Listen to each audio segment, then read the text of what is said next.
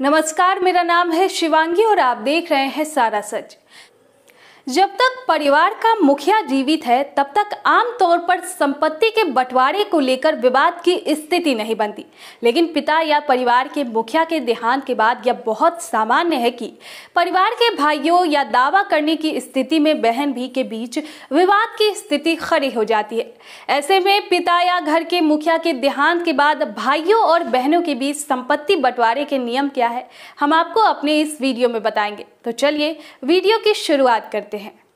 अगर परिवार के मुखिया या पिता ने देहांत से पहले ही वसीयत बनाकर तैयार की है और संपत्ति का उचित बंटवारा किया है तो विवाद की स्थिति पैदा नहीं होती है। वसीयत के तहत पिता या परिवार का मुखिया कानूनी तौर पर अपनी संपत्ति को अपने बच्चों या अन्य किसी भी प्रिय को सौंपता है,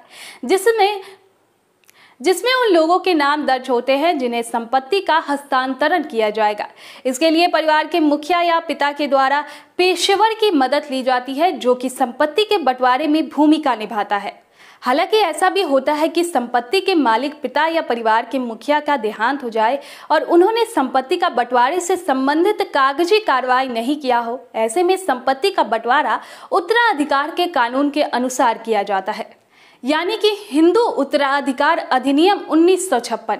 इसके तहत अगर संपत्ति के मालिक पिता या परिवार के मुखिया की मृत्यु बिना वसीयत बनाए हो जाती है तो उस पर संपत्ति को इस अधिनियम की कक्षा 1 के उत्तराधिकारियों को दिया जाता है। कक्षा 1 में उल्लेखनीय उत्तराधिकारियों के ना होने की स्थिति में अधिनियम में उल्लेखित कक्षा 2 के वारिस को दिए जाने का प्रावधान है। हालांकि संपत्ति बंटवारे को कई कानूनी उलझने होती है, ऐसे में किसी पेशेवर की मदद लेना बेहतर होता है। यहाँ तक बता देना जरूरी है कि हिंदू उत्तराधिकार अधिनियम के अंतर्गत हिंदू धर्म और कई संप्रदायों सहित बौद्ध, जैन और सिख भी शामिल होते हैं।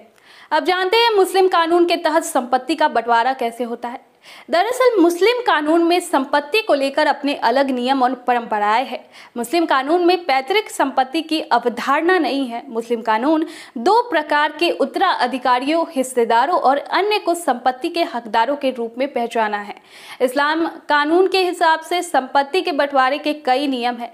यह भारत में वसीयत संबंधित नियमों कानूनों के जरिए प्रतिबंधित होते हैं। आइए संपत्ति बंटवारे से संबंधित मुस्लिम कानूनों के खास प्रावधानों को देखते हैं। सबसे पहले इसके अनुसार मुस्लिम पत्नी को उस स्थिति में बेदखल नहीं किया जा सकता है जब एक से अधिक पत्नी होने पर भी उसे अन्य पत्नियों के साथ साझा करना पड़े। इस्लामिक कानून के अनुसार विधवा को संपत्ति का एक निश्चित हिस्सा दिया जाता है।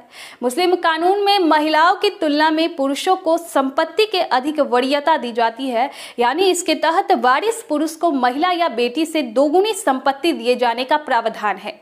अब आपको बताते हैं बंटवारे की कानूनी प्रक्रिया से संबंधित अन्य तथ्य। दरअसल जिस संपत्ति का बंटवारा होना है उस दावा करने वालों को यह जान लेना चाहिए कि संपत्ति पर कोई बकाया कर्ज या अन्य प्रकार का लेन देन संबंधित बकाया तो नहीं है। यह जरूरी है कि दावा करने वाले सभी वारिस उस संपत्ति पर लिए गए कर्ज को चुकाने पर सहमत हो जाए। वसीयत के अनुसार किए गए संपत्ति बंटवारे में किसी भी तरह की खामी होने की स्थिति में कानूनी तरीके से इसे सुलझाने का प्रयास करना चाहिए। अगर शुरुआत में ही वसीयत संबंधित खामियों को आपसी तालमेल से कानूनी पेशेवर आदि की सहायता के जरिए ठीक कर लिया जाए तो बाद में बेहद उलझन भरे और परेशान करने वाली कानूनी प्रतिक्रियाओं से बचा जा सकता है। आपको बता दें कि वसीयत नहीं लिखे होने की स्थिति में यह जरूरी हो जाता है कि आपसी तालमेल मिलकर संपत्ति का बंटवारा कर ले और किसी भी तरह के विवाद से बचे। आखिर में यह सलाह है कि संपत्ति बंटवारे से संबंधित काम करने के लिए कानून के जानकार या पेशेवर की मदद लेना बेहतर होता है। इससे जटिल प्रक्रियाएं और अन्य कामों को आसानी से करने और समझने में मदद मिलती है। तो आज के वीडियो में बस इतना ही। अगली वीडियो में हम आपके लिए देश दुनिया से जुड़ी अन्य जानकारी लेकर आएंगे। अगर आपको हमारा ये वीडियो पसंद आया हो तो इस वीडियो को अपने दोस्तों एवं परिवार के लोगों के साथ जरूर शेयर करें।